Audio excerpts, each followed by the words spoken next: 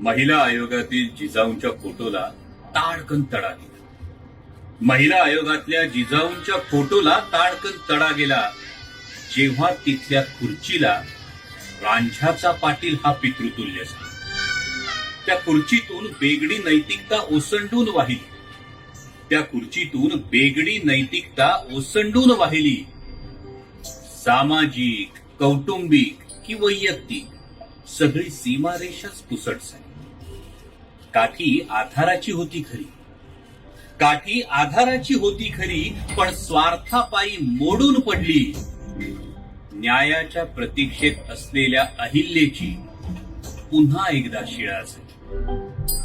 सावित्रीची लेक जेव्हा भोंदू पावलांवर वाकली, सावित्रीची लेक जेव्हा भोंदू पावलांवर वाकली, गुलामगिरी, सार्वजनिक सत्यधर्म, साऱ्या अक्षरधनाची अक्षरशः होळी झाली. अक्षरशः